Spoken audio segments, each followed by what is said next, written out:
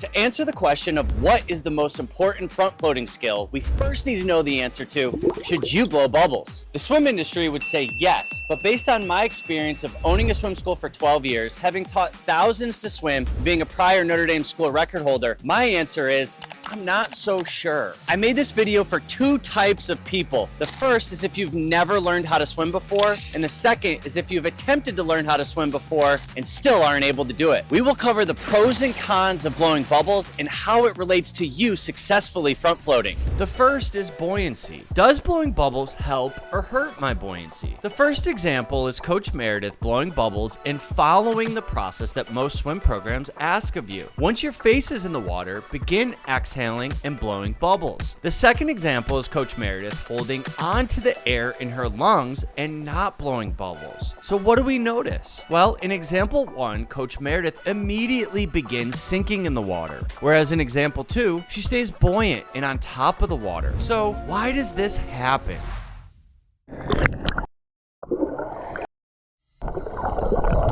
Imagine you're inflating a balloon and filling it with air under the water. When we inflate the balloon with air, our body floats to the surface because the air inside of it is lighter than water. Now, think of your lungs as two balloons inside of your chest. When you take a deep breath and hold it, your lungs are full of air, making your body lighter and helping you float. However, when you blow bubbles underwater, you're letting the air out of your lungs. This is like letting the air out of the balloon. It makes you less buoyant or lighter than water. Without that air, your body becomes heavier compared to the water around you and you start to sink. So, keeping air in your lungs helps you stay on the surface while blowing bubbles makes you sink. To answer the first question, should I blow bubbles? If you are referring to it supporting our floating or our buoyancy, the answer is a pretty clear No, God! No, God, please, no! No! No! No! But what if we're looking to gain comfort with putting our face in the water? It is absolutely essential that we're comfortable putting our face in the water if we want to be able to front float for any length of time. The swim industry would suggest that blowing bubbles helps new swimmers like yourself increase your comfort with putting your face in the water by reducing your likelihood of getting water in your nose. And I do agree that this is true. Actively blowing bubbles will reduce the likelihood of getting water in your nose, but we also need to be asking, why is water getting in your nose in the first place? Water gets in your nose for one of three reasons. Number 1, we're not comfortable putting our face in the water and front floating. Number 2, we're going into the front floating process too quickly, or our face is going under the water faster than what allows us to remain comfortable. And number 3, an outside factor scares us and our reaction is one of